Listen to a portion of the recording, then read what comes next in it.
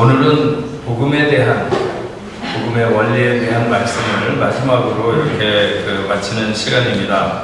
지난해 11월 24일서부터 시작해서 약 7개월 동안 한 20회 정도에서 나누어서 우리 절기를 빼놓고는 복음에 대한 말씀을 계속 전했습니다. 복음은 신앙의 핵심이고 생명입니다. 어디에 어떤 문제가 생기든지 우리는 복음으로 돌아와야 하고, 나라와 민족이든지 개인이든지 교회든지 복음으로 돌아올 때만이 살 길이라 하는 말씀을 우리가 생각을 하고, 항상 복음에 붙들린 삶을 살아가는 것이 중요하다, 이렇게 말씀드리고 싶습니다. 하나님이 우리를 부르신 목적은 단순히 우리가 생명을 얻는 데 그치지 않고 풍성한 삶을 누리기를 원하시는 것입니다. 겨우 종처럼 하기 싫은 일에 억지로 끌려다니는 그런 종이 아니라 자기가 자기의 삶을 잘 조절하고 컨트롤하면서 여러 사람들을 도와주는 왕같은 삶, 우리에게는 이런 삶이 약속되어 있습니다. 우리가 이런 삶의 성취를 이루고 승리의 찬양을 하고 간증을 할 수 있는 그런 삶을 위해서 우리의 생의 여정에 하나님은 훈련이라는 단계를 우리에게 늘 허락하십니다. 어떻게 해야 우리가 이런 승리의 삶을 살아갈 수 있을까 하는 것을 오늘 생각하려고 합니다. 승리의 삶을 살기 위해서 몇 가지 자기 경영을 위한 것들이 필요한데, 첫 번째로는 믿음의 눈으로 나를 보는 것입니다. 창세기 13장 14절 말씀에 롯이 아브라함을 떠난 후에 여호와께서 아브라함에게 이르시되 너는 눈을 들어 너 있는 곳에서 북쪽과 남쪽 그리고 동쪽과 서쪽을 보라. 어떤 사람들은 다른 사람이 보는 나에 대한 규정 때문에 절망을 하거나, 혹은 자기가 자기 길을 보는 것 때문에 그 셈이 묶여서 주춤거리는 경우가 많이 있습니다. 그러나 우리의 삶은 우리의 외부에서 세상이 나를 어떻게 보거나 혹은 사람들이 나를 어떻게 보는가 하는 것이 문제가 아니고, 하늘에 계신 분이 나를 어떻게 보느냐 하는 것이 중요합니다. 하나님의 눈으로 보는 나는 누구인가? 이것을 우리가 비전이라고 말하죠. 믿음으로 보는 나. 세상 사람들이 나를 본래 내가 가진 모습이나 이런 것들만큼 봐주지 못하거나, 아니면 냉정하게 봐서 그렇게 못한 인생이라 할지라도, 아니면 내가 나를 보기에도 한심하다 할지라도, 그러나 그것은 정확한 나는 아닙니다. 믿음으로 보는 나는 누구인가?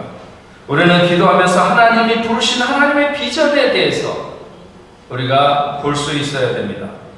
아브라함을 불러서 아브라함이라고 하시고 야곱을 불러서 이스라엘이라고 하신 하나님은 오늘 나를 불러서 누구라고 말씀하시기를 원하시는가? 주님이 주신 사명이 무엇이며 내 생애의 목표가 무엇인가? 하나님은 결코 우리가 적당히 그저 그렇게 살아가는 삶을 원치 않으십니다.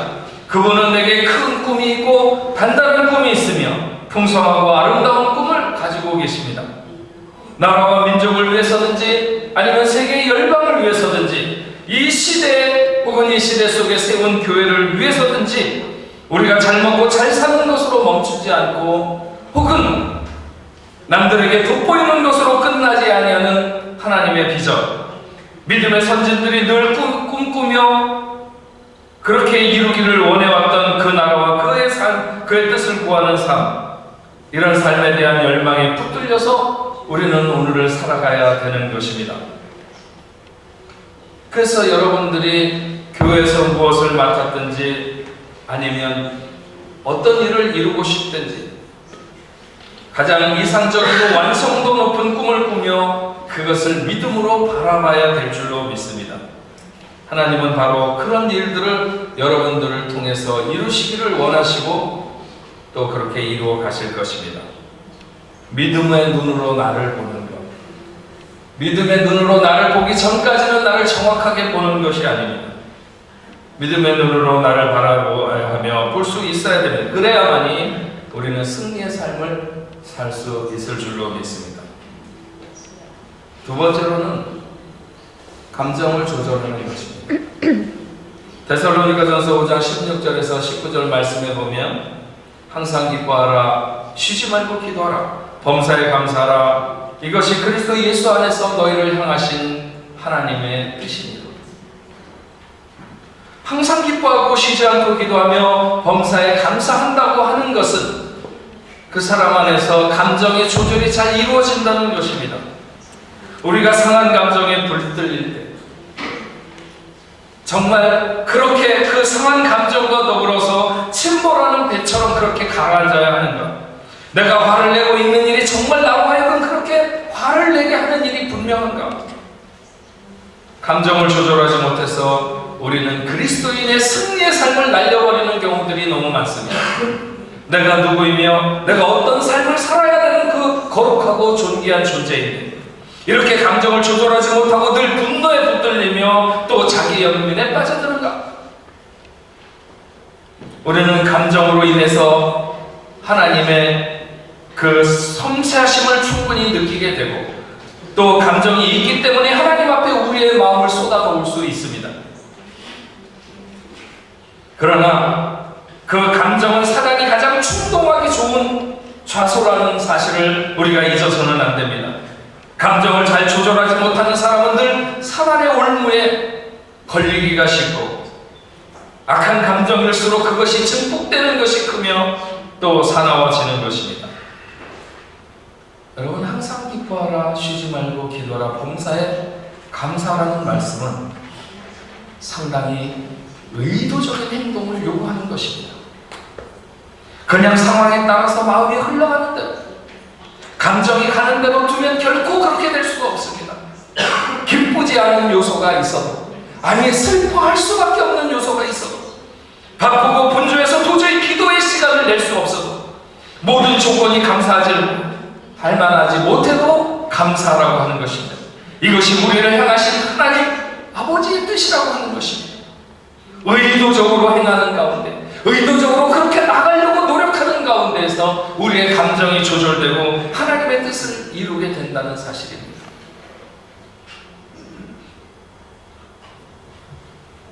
감정을 조절하지 못하면 승리의 삶을 살 수가 없습니다.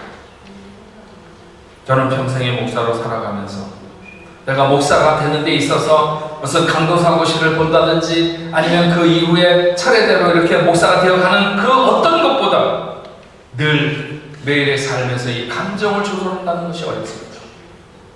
제가 많은 부분에서 부족하지만 조금만 더 이 감정을 잘 조절할 수 있다면 조금 더 나은 훌륭한 목회자가 될 수 있지 않을까, 이런 생각을 할 때가 많습니다. 우리 모두 다 마찬가지입니다. 감정을 조절해야 우리는 승리할 수 있습니다. 승리의 삶을 위해서 세 번째로는 적극적으로 생각을 구동하라는 것입니다. 여호수아 18장 2절에서 6절에 그러나 이스라엘 자손 중에 그 기업의 분배를 받지 못한 자가 아직도 7지파라. 여호수아가 이스라엘 자손에게 이르되 너희가 너희 조상 하나님 여호와께서 너희에게 주신 땅을 점령하러 가기를 어느 때까지 지체하겠느냐? 너희는 각 지파에 3사람씩 선정하라. 내가 그들을 보내리니 그들은 일어나서 그 땅을 두루 다니며 그들의 기업에 따라 그 땅을 그려가지고 내게로 돌아올 것이라. 그들이 그 땅을 7부분으로 나누되 유다는 남쪽 자기 지역에 있고 요셉 족속은 북쪽에 있는 그들의 지역에 있으니 그 땅을 7부분으로 그려서 이곳 내게로 가져오라. 그리하면 내가 여기서 너희를 위하여 하나님 여호와 앞에서 제비를 뽑으리라. 승리의 삶을 위해서 생각을 적극적으로 움직여가야 됩니다. 그래서 계획하고 추진해야 됩니다. 이스라엘 백성들이 가나안을 정복할 때 여호수아는 아직 분배받지 못한 지파들에게 자기가 얻기를 원하는 땅을 그려가지고 오라고 했습니다. 여러분, 우리 예수 믿는 사람들은 감나무 밑에 들어놓아가지고 감이 떨어지기를 기다리는 것은 결코 그리스도인의 축복된 자세도 아니고 그건 믿음의 자세도 아닙니다. 그리스도인들은 부단히 싸워서 취득해야 되고 애써서 얻어야 됩니다. 그러기 위해서 우리는 생각이 뒤로 물러나서는 안 됩니다. 바벨론의 포로에서 돌아와 예루살렘의 성벽을 쌓는 일에 앞장선 느헤미야의 경우가 가장 적극적으로 생각을 구동하는 이런 사람이었습니다. 그는 자신이 이루고자 하는 일에 대해서 계획을 세웠고 그 일을 이룰 수 있는 자원이 무엇이며 필요한 것이 무엇이고 누가 도와줄 수 있는가를 생각했고 장애물이 무엇인가를 생각하며 대책을 세웠고 어떤 방법으로 해결해 갈 수 있는지를 미리 대처하는 그런 생각에 있어서 멈추지 않고 철저하게 앞으로 나가는 사람이었습니다. 그래서 그는 성벽을 쌓는 동안 수많은 외적인 적이 있었고 내부에서도 분란이 일어났었지만 굴하지 아니하고 끝내는 52일 만에 그 예루살렘 성벽을 완성하는 것입니다. 이것은 외부에 있던 적들이나 내부에서 자신 그 성벽을 쌓은 자신들도 깜짝 놀라는 일이었습니다. 과연 이것이 우리가 이룬 일이 맞단다는가? 하나님은 느헤미야처럼 하나님의 일을 이루기 위해서 그 생각을 멈추지 않는 사람과 함께 일하기를 원하십니다. 하나님을 쉬지 못하게 하는 것이 느헤미야가 늘 가지고 있는 생각이었습니다. 우리도 하나님을 쉬지 못하게 하는 것이 이 시대를 가장 능력 있게 사는 길이라고 생각합니다. 우리는 더러 내가 혹은 누군가는 행동이 게으르다고 생각할 때가 많지만 사실은 생각이 게으른 것입니다. 생각이 게으르면 행동이 그보다 훨씬 더 게으르게 나타날 뿐입니다. 그래서 우리는 늘 하나님의 영광된 삶을 위해서 승리를 목표하며 우리의 생각을 멈추지 않고 앞으로 달려가는 것이 중요합니다.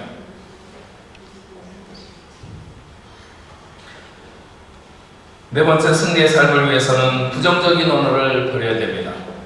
야고보서 3장 6절 말씀은 혀는 곧 불이라 이 불이 생애의 바퀴를 불사르느니라고 했습니다. 우리는 주님의 승리를 말하고 약속을 말하는 사람들입니다. 하지만 많은 사람들이 불행하게도 부정적인 언어로 자신의 축복을 가로막는 경우들이 많이 있습니다. 민수기 14장 27절과 28절에 나를 원망하는 이 악한 회중을 내가 어느 때까지 참으랴. 이스라엘 자손이 나를 향하여 원망하는 바 그 원망하는 말을 내가 들었노라. 그들에게 이르기를 여호와의 말씀에 나의 삶을 가리켜 맹수하노라. 너희 말이 내 귀에 들린 대로 내가 너희에게 행하리라. 너희 말이 내 귀에 들린 대로 내가 너희에게 행하리라. 잠언 13장 2절과 3절에 사람은 입의 열매로 인하여 복록을 누리거니와 마음이 괴사한 자는 강포를 당하느니라. 입을 지키는 자는 자기의 생명을 보존하나 입술을 크게 벌리는 자는 멸망이 오느니라. 선한 말을 하면 선한 마음이 고이게 되고 악한 말을 하게 되면 내 마음이 먼저 악해지는 것입니다. 험악한 말을 말하면 내 마음이 먼저 격분이 일어나고 더러운 말을 하면 더러움이 내 마음에 고이는 것입니다. 우리는 그리스도인의 승리를 말해야 됩니다. 어떤 환경에서든 눈앞에 당장 그런 일이 일어날 것처럼 보이지 않는다 할지라도 결국 믿음이 승리할 것이라고 우리는 서로에게 말해야 됩니다. 그러면 하나님이 그대로 해주실 것입니다. 결국 하나님의 약속을 붙잡으라고 말해야 됩니다. 그 약속대로 될 것이라고 선언해야 됩니다. 그러면 하나님이 그대로 해주실 것입니다. 이것이 승리하는 삶의 원리입니다. 부정적인 언어를 버리시기 바랍니다.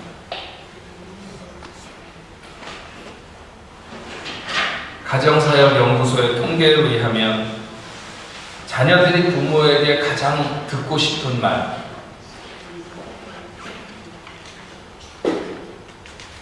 자녀들이 부모에게 가장 듣고 싶은 말은 이 세상에서 네가 제일 소중해. 나는 너를 위해서 매일 하나님 앞에 기도한다. 너만 보면 하나님 앞에 감사가 나와. 언제나 엄마는 네가 사랑스러워. 네.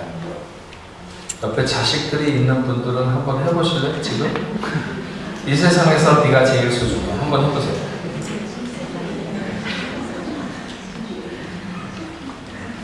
거짓말하지 마세요.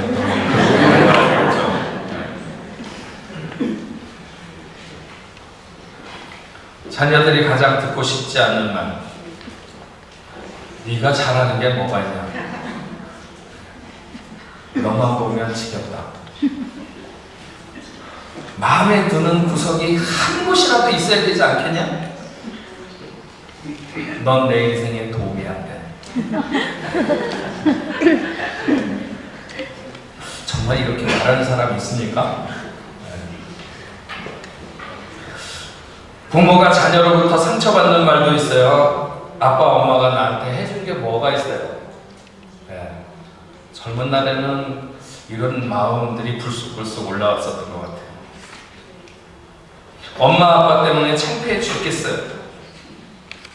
네, 이런 말들. 자녀가 부모에게 상처가 주는 말이고, 반면에 부모를 행복하게 하는 말은 아빠 세상에서 제일 존경해요. 엄마가 계셔서 행복해요. 이런 말들이 부모를 행복하게 하는 말이라고 합니다. 하나님의 자녀들은 주신 자녀됨의 권세를 말로 누린다고 할 수 있습니다. 말로 마귀의 영향력을 거절할 수도 있고, 말로 주님의 승리를 선포할 수 있습니다.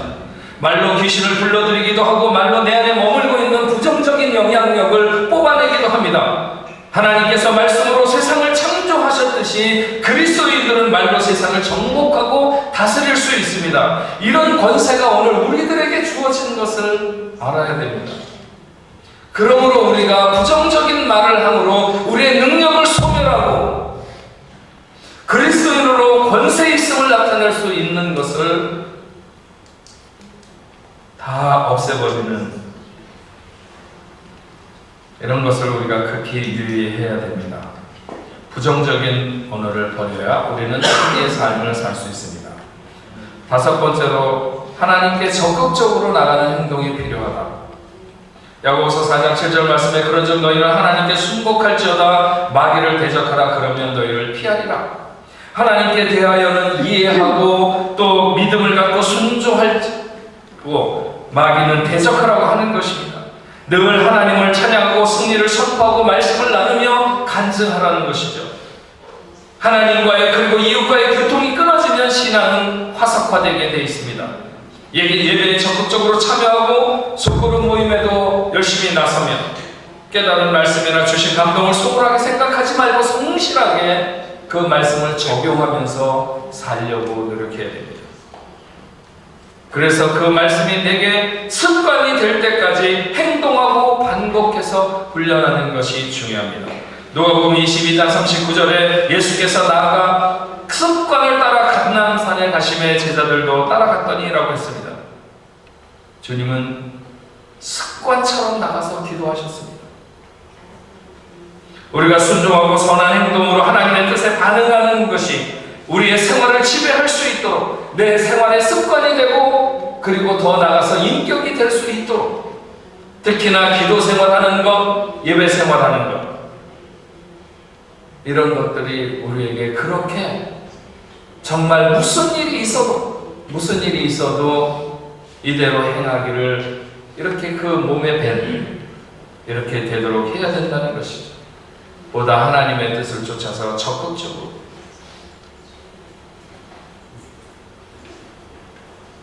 그런 거 있잖아요. 늘 하는 얘기지만 우리가 정말 일찍 일어나는 좋은 습관을 가지면 늦게 일어나는 동시에 습관을 가질 수는 없습니다.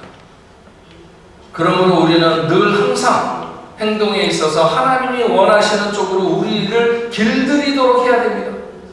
어느 쪽이 빨리 길들이느냐에 따라서 그 반대적인 것은 소멸되는 것입니다. 그러므로 우리가 이렇게 행동으로 주를 따라가는 모습을 보이게 될 때 우리는 그렇지 않은 모습들이 자연스럽게 사라지게 될 것입니다. 마지막으로 우리가 승리의 생활을 위해서는 인격과 성품의 변화를 이루어야 됩니다. 갈라디아서 5장 22절부터 오직 성령의 열매는 사랑과 희락과 오래 참음과 자비와 양선과 충성과 온유와 절제니 같은 것을 금지할 법이 없느니라. 그래서 예수께서 사람들은 육체와 함께 그 정욕과 탐심을 십자가에 못 박았느니라. 만일 우리가 성령으로 살면 또한 성령으로 행할지니라고 했습니다. 신앙 좋은 것과 성품 좋은 것은 다르다는 말을 많이 합니다. 저도 많은 사람들을 만나면서 그 말이 무엇을 뜻하는지 어느 정도 이해하고 있습니다. 그러나 분명 신앙은 그 인격과 성품에 영향을 미치고 또 그렇게 되어야 되는 것이 당연하다고 생각합니다. 예수를 믿은 이후로 나는 무엇이 달라졌는지, 아니 앞으로는 무엇이 달라지기를 원하는지, 하나님 나라를 잃어버리게 하는 요소들을 찾아내며 우리는 우리의 생에서 치워가야 되고 변화를 이루기 위한 요소들을 기도로 치워가야 될 것입니다. 고린도전서 6장 9절 말씀에 불의한 자가 하나님의 나라를 유혹으로 받지 못하는 줄을 알지 못하느냐. 미혹을 받지 말라. 음행하는 자나 우상 숭배하는 자나 간음하는 자나 탐색하는 자나 남색하는 자나 도적이나 탐욕을 부리는 자나 술 취하는 자나 모욕하는 자나 속여 빼앗는 자들은 하나님의 나라를 유혹으로 받지 못하리라. 너희 중에 이와 같은 자들이 있더니 주 예수 그리스도의 이름과 우리 하나님의 성령 안에서 씻음과 거룩함과 의롭다 하심을 받았느니라. 우리의 인격이나 성품은 성령의 열매를 맺기에 적합해야 됩니다. 육체와 함께 그 정욕과 탐심을 십자가에 못 박은 사람들은 그렇게 살도록 되어 있습니다. 작은 시험과 유혹에도 늘 넘어지는 습관을 가진 사람은 그 인격과 성품의 열매가 없는 사람들입니다. 오늘 말씀을 맺기 전에 우리가 승리의 생활을 하기 위해서 자기 경영의 어떤 영적인 원리들, 영적으로 승리하는 삶을 살기 위한 오늘 전달된 말씀을 얼마나 우리의 삶에 지속시키느냐 하는 것이 결국은 관건입니다. 매 순간 어떤 환경 속에서든지 나를 믿음의 눈으로 나를 볼 수 있는가? 나는 나를 넘어지게 하려고 하는 그 충동하는 세력 앞에 내 감정을 잘 조절할 수 있는가? 적극적으로 생각을 멈추지 않고 하나님 앞으로 달려나가는가? 부정적인 언어를 버리며 행동으로 하나님 앞에 서며 인격과 성품의 변화를 위해서 오늘도 노력하며 달려가고 있는지, 이런 경영으로 우리의 자신을 지속시켜 간다면 우리는 틀림없이 이 시대가 아무리 힘들고 어려워도 믿음의 사람으로 영적인 승리를 이룰 줄로 믿습니다. 오늘 하나님 앞에 나오고 사랑하는 여러분 모두 이런 삶의 모습으로 승리하시는 여러분 되시기를 주의 이름으로 축원합니다. 기도하겠습니다.